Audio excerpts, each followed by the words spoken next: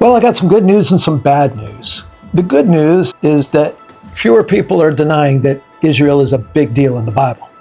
The bad news is that they're trying to explain it away by saying the church replaced Israel.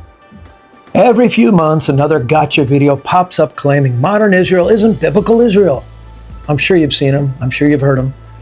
And you'll hear phrases like, the Jews today aren't really Jews, or 1948 was politics, not prophecy, or Ashkenazi Jews are Khazars, and on and on and on it goes.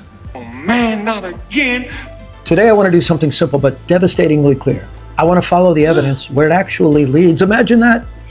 Through scripture, through history, through archaeology, through linguistics, through genetics, and I want to show you the truth. And here's the headline. God keeps his promises. I hope that's not too much of a spoiler alert. You should watch this. Here's the promise he's going to keep. I'm not done with Israel. Okay, here's the plan for today. Number 1, archaeology. Let's take a look at that because dirt doesn't lie. Number 2, history, because the Jewish people refused to vanish even when every empire tried to erase them. Number 3, genetics, because modern science actually confirms ancient scripture. Number 4, prophecy, because the Bible foretold dispersion and regathering. Number 5, a gospel lens, Romans 9 through 11, the Apostle Paul's clearest teaching on Israel's future. Number 6, the fruit test, and yes, we are naming names. And number 7, the scapegoat reflex, why some people today tie absolutely everything bad back to the Jews or Israel, and how the Bible calls that sin. But listen, if God can break his covenant with Israel, then he could break his promises to you, but he won't. And you need to listen to find out why. All right, first, archaeology. The dirt doesn't lie. Why not? Well, stones don't care about politics, Twitter threads, or conspiracy videos. The number 1 oldest reference to Israel outside the Bible is the Merneptah stele, around 1208 BC. It literally says, Israel is laid waste, his seed is no more. That's in Canaan, over 3,000 years ago. Next, the Tel Dan inscription from the 9th century BC. This is a pagan king bragging about defeating the house of David. That's not medieval. That's not European invention. That is hard ancient evidence of a real Israel ruled by a real Davidic dynasty. Add the Mesha stele confirming Omri and Ahab. Add the Siloam tunnel, an inscription from King Hezekiah. Add Yehud coins, actual coins stamped with the name of the biblical province. Add Bar Kokhba letters written by Jewish rebels in Hebrew during the 2nd century revolt. Add Second Temple remains literally everywhere in Jerusalem. Church, those aren't myths. Those are the fingerprints in the dirt that Israel is exactly where it has always been. Next, history of people who wouldn't vanish. You're still here?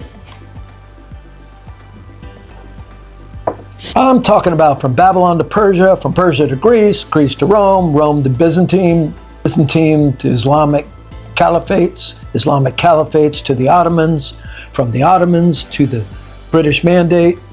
Guess what? Through all of that, the Jewish people never disappeared. Can't seem to shake it. There was always a Jewish presence in Jerusalem. Tiberias, Safed, Hebron. Diaspora never meant disappearance.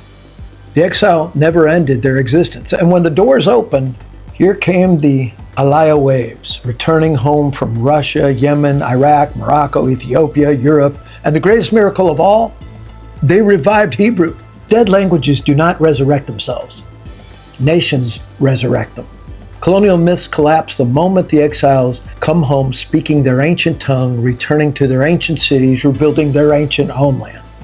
Next, genetics and linguistics. Now let's turn to genetics, and I'm going to make this extremely simple. When you map Jewish populations around the world, Ashkenazi, I'm sure I'm butchering these pronunciations, but I'm trying.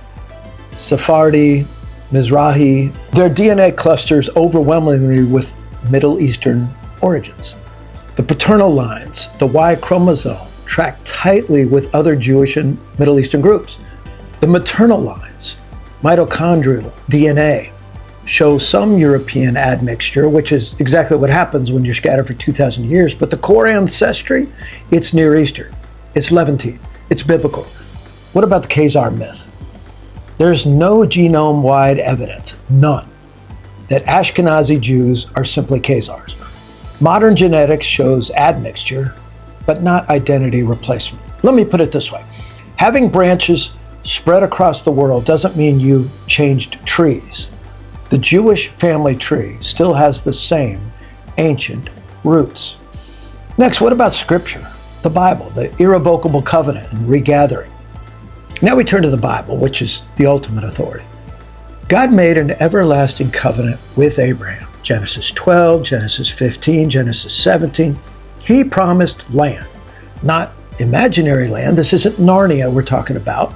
Real geographical land with real borders in a real place.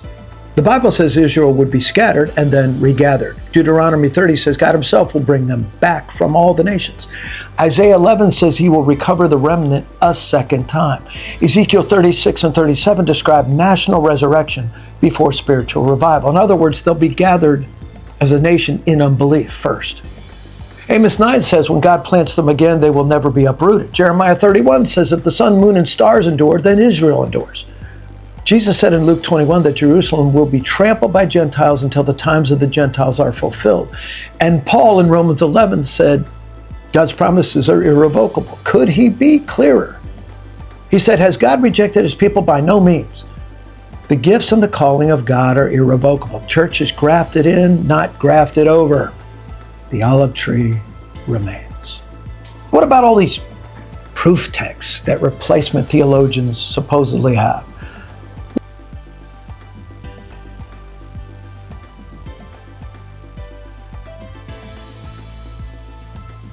Well, I'll address the most common ones because, quite honestly, the secondary ones are so laughable they don't even require being addressed. Here's one. There is neither Jew nor Greek, so Israel is irrelevant. No, Galatians 3:28 is about salvation, equality, not covenant erasure. The kingdom will be taken away from Israel. Jesus is speaking to corrupt leaders, not to all descendants of Abraham for all time. The Israel of God means the church replaces Israel. What about that, Pastor Rob? No serious scholar believes Paul used one unclear phrase to negate hundreds of crystal clear covenant texts. How about this one? Modern Israel is secular, so God wouldn't use them. Really? Then read Ezekiel 37. The bones come together before the breath comes. Restoration precedes revival. Next, the fruit test. This is the one never talked about, but it's probably the most important because it refers to the false witness of many of these critics today. Let's talk about fruit. Jesus said, you will know them by their fruits. The fruit of the Spirit is love, joy, peace, patience, kindness, goodness, faithfulness, gentleness, and self-control. Now, compare that to the tone of some voices today who claim to follow Christ, but speak with venom and hatred toward Jews. Nick Fuentes regularly uses racial slurs and mocks Jewish suffering. That's not Christian fruit. 1 John 4:20 says, if you claim to love God but hate your brother, you're a liar. Candace Owens and Tucker Carlson often amplify anti-Israel conspiracies while dismissing or downplaying Jewish suffering.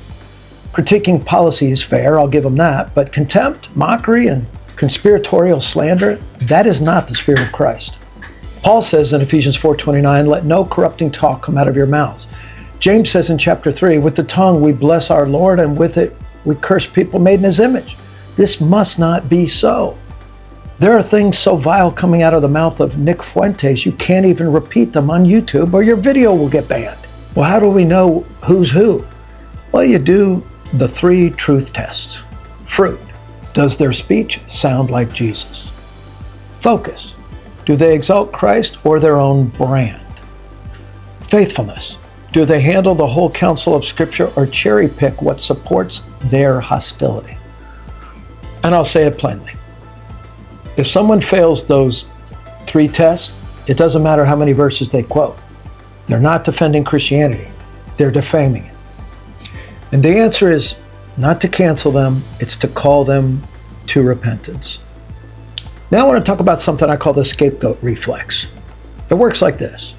Any crisis, economic, political, cultural, spiritual, medical, somehow gets tied back to the Jews or Israel. Have you noticed that? Well, that's not discernment. That's demonic scapegoating. It's the post hoc fallacy. X happened after Y, so Jews caused X. It's cherry picking. Pick 3 examples that seem suspicious and ignore the 300 that contradict it. It's casual overreach, turning global complexity into a single sinister explanation. It's confirmation bias, only consuming sources that reinforce the narrative. The scripture condemns it. Exodus 20:16 says, do not bear false witness. Romans 11 says, do not be arrogant toward the branches, the Jews. John 4:22, Jesus himself says salvation is from the Jews. In fact, if you worship Jesus, I got to tell you, you worship a Jew.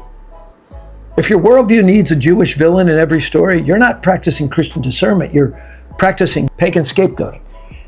And here's the deal, scapegoats make easy targets, but they make terrible truth. So instead of slander, intercede Psalm 122:6. Pray for the peace of Jerusalem. You know, Pastor Rob, I don't think this fight matters in the scheme of things. I've heard it said that Israel is the size of New Jersey, so who cares? Why does this matter? Because if Satan can convince you that God abandoned Israel, it's only a short step to believing God could abandon you. But Israel's survival, ancient and modern, screams the opposite. The stones testify, the scrolls testify, the scattered and gathered story testifies, fulfilled prophecy testifies. Psalm 121 says, he who keeps Israel will neither slumber nor sleep. Jeremiah 31 says, Israel will endure as long as the sun, moon, and stars do. Romans 11 says, God's calling is irrevocable. And church, that's the kind of God I want to serve. The covenant-keeping God. Well, Pastor Rob, usually you have a call to action. Do you have one here? Thanks for asking, yes. If you've repeated the talking points that Israel isn't Israel, I'm asking you, repent and turn to the truth. And actually open your Bible. Read the evidence. Listen to Scripture over conspiracies. And honor the God who keeps covenant. If this helped you, share it. Subscribe for more truth over trends and Christ over culture. I'm Rob Singleton, and I'll see you in the next video. You're still here? It's over.